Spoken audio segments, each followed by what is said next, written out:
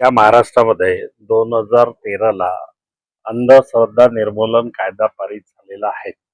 हा कायदा पारित झाल्यानंतर सुद्धा ज्या महिला आयोगाच्या अध्यक्ष आहेत रुपाली चाकणकर यांनी महिलांना संरक्षण देण्याच्या ऐवजी त्या बंधू बाबाकडे जाऊन त्यांचं पाया पडताना, त्यांचं तीर्थ पिताना, त्यांच्यावरती छत्री घेऊन उभं असताना ह्या ठिकाणी दिसते आहे. ही फार मोठी शोकांतिका आहे की अशा अंधश्रद्धाला बळी पडत असताना त्या प्रकरणाला विरोध करायचं तर स्वतःच त्या ठिकाणी बळी पडताना दिसते आहे. आणि व्हॉट्सअपच्या माध्यमातून, वर्तमानपत्राच्या माध्यमातून त्या ठिकाणी आपल्याला असं दिसून येते की अनेक राजकीय पुढारी आणि अधिकारी सुद्धा त्या प्रकरणामध्ये गुंतलेले आहे असं दिसून येते आहे. दोषी असेल त्यांना अटक झालेली आहे. त्यांचे अनेक व्हिडिओ या ठिकाणी बाहेर येताना दिसत आहे. दोषीवरती कारवाई होणारच आहे. परंतु समाजामधील उच्चभ्रू व्यक्ती सुद्धा याला बळी पडत असेल ही फार मोठी शोकांतिका. अशा प्रकारे या बंधू बाबांना वाढवण्याचं काम खऱ्या अर्थाने राज्यकर्ते करताना दिसतंय, राज्य शासन करताना. होऊ शकते की त्याला अटक झाल्यानंतर त्याचे अनेक किस्से या ठिकाणी बाहेर येणार. त्याच्यामध्ये अनेक शासकीय योजनाचा जर त्यांनी लाभ घेतला असेल ते सुद्धा प्रकरण बाहेर येतीलच. निश्चितच SIT नियुक्त झालेली आहे आणि सभागृह 23 तारखेपासून सभागृहामध्ये 23, 24, 25 महाराष्ट्र राज्याचं विधानसभेचं विधान परिषदेचं अधिवेशन आहे. त्यामध्ये सुद्धा अनेक बाबीवरती त्या ठिकाणी प्रकाश पाडणारच आहोत. अशा प्रकारे या बंधू बाबांना वाढवण्याचं काम खऱ्या अर्थाने राज्यकर्ते करताना दिसतंय, राज्य शासन करताना.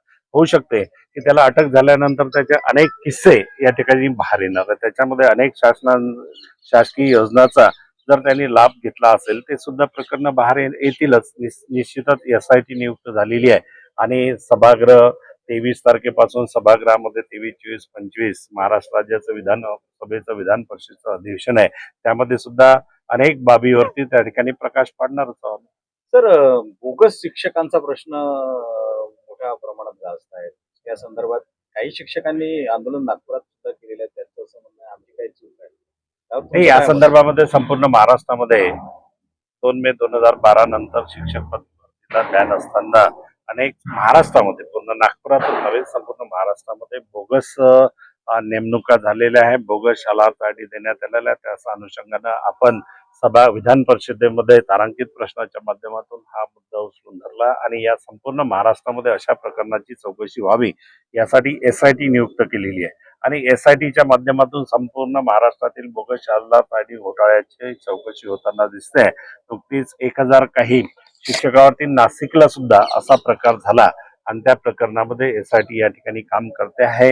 नागपूरमध्ये 632 शिक्षकांचे मागील 1 वर्षापासून पगार थांबवलेले आहे. ते शिक्षक हायकोर्टामध्ये गेलेले होते. हायकोर्टानं म्हटलं ते काम करताय त्यांना वेतन द्या, परंतु गव्हर्नमेंट हे सुप्रीम कोर्टात गेलेलं आहे आणि सुप्रीम कोर्टाने महाराष्ट्र शासनाला 1 महिन्याचा कालावधी दिलेला आहे. 1 महिन्याच्या कालावधीमध्ये त्यांनी निर्णय घ्यावा आणि हा मुद्दा आम्ही या अधिवेशनामध्ये सुद्धा सभागृहात लावून धरलेला आहे. जर ते शिक्षक दोषी असेल किंवा त्या संदर्भात निवड करणारे त्यांचे संस्थाचालक असतील किंवा शिक्षणाधिकारी असतील आणि त्या प्रक्रियेमध्ये जे घटक असेल दोषी असेल त्यांच्यावरती कारवाई झाली पाहिजे. आम्ही या मताचे आहोत. जेव्हा त्या शिक्षकांच्या सेवा तुम्ही समाप्त केली नाही, त्यांना जनगणनेचे काम देता, त्यांना BLOची कामं देतात, त्याला इतर सर्वेक्षणाची कामं देतात, पण 1 वर्षापासून उपासीपोटी ते लोक काम करत आहे. त्यांना पगार दिला पाहिजे. नियमात जर अपॉइंटमेंट असेल त्यांना पगार दिला पाहिजे. नियमबाह्य असेल तर शासनाने त्यांच्या सेवा समाप्त केल्या पाहिजे. ठिकाणी 2023ला हा आमचा इश्यू होता, एकच मिशन जुनी पेन्शन, आणि त्या अनुषंगाने सभागृहामध्ये निवडून गेलो. ज्यावेळेस गेलो त्यावेळेस सेवानिवृत्त होणाऱ्या नवीन पेन्शनमधील कर्मचाऱ्यांना 10% ही पेन्शन मिळेल किंवा नाही याची गॅरंटी नव्हती. परंतु शासनाने नंतर आंदोलनाची दखल घेऊन सभागृहामधील झालेल्या चर्चेनुसार त्या ठिकाणी शासनाने DCPS योजनेचं रूपांतर NPS योजनेमध्ये केलं. NPS रूपांतर या ठिकाणी शासनाने RNPS मध्ये केलं आणि सेंट्रल गव्हर्नमेंटनी UPS ही योजना लागू केलेली आहेत. आज UPS किंवा NPS RNPS या योजनेतून रिटायर्ड होत असेल, कमीत कमी कर्मचाऱ्यांना शेवटच्या पगाराच्या 50% पेन्शन मिळण्याची या ठिकाणी शाश्वती निर्माण झालेली आहेत. परंतु आम्ही त्याच्यावर खुश नाही. UPS असो, RNPS असो किंवा GPS असो, या योजना आहे. कंट्रीब्युशन अगेन्स्ट योजना आहे. कर्मचाऱ्याचा दरमहा पगारातून कपात घेऊन त्याच्या अगेन्स्ट मध्ये पेन्शन देत आहे. परंतु कर्मचाऱ्यांची किंवा माझी स्वतःची मागणी आहे असे या कर्मचाऱ्यांसाठी की या राज्यातील कर्मचाऱ्यांना 1982 ची कुटुंब निवृत्ती योजना जशीची तशी लागू करावी. त्यामध्ये अल्पसंख्याक दर्जाप्राप्त काही संस्था सुप्रीम कोर्टामध्ये गेल्या की आम्हाला स्वतंत्र दर्जा असल्यामुळे आम्हाला टीईटी लागू करू नये की आम्ही स्वतंत्ररित्या भरती करू शकतो टीईटी नसताना सुद्धा. या संदर्भात सुप्रीम कोर्टात गेल्या 1 सप्टेंबर 2025 ला सुप्रीम कोर्टानं निर्णय दिला की या भारतामध्ये 1ली ते 8वीला शिकवणारा कोणताही शिक्षक असो त्या शिक्षकाने शिक्षक पात्रता परीक्षा टीईटी उत्तीर्ण असणे गरजेचं आहे. सुप्रीम कोर्टानं निर्णय दिलेला आहे त्याच्यामुळे सुप्रीम कोर्टाच्या निर्णयावरती मी कॉमेंट्स करत नाही. महाराष्ट्र गव्हर्नमेंटला हिवाळी अधिवेशनात आम्ही विनंती केली होती की या संदर्भामध्ये महाराष्ट्र गव्हर्नमेंटने सुप्रीम कोर्टामध्ये रिव्ह्यू पिटिशन दाखल करावी. परंतु महाराष्ट्र गव्हर्नमेंटच्या लॉ अँड ज्युडिशरीनं या ठिकाणी महाराष्ट्र सरकारला मार्गदर्शन केलेलं आहे की आपल्याला रिव्ह्यू पिटिशन या ठिकाणी दाखल करता येत नाही.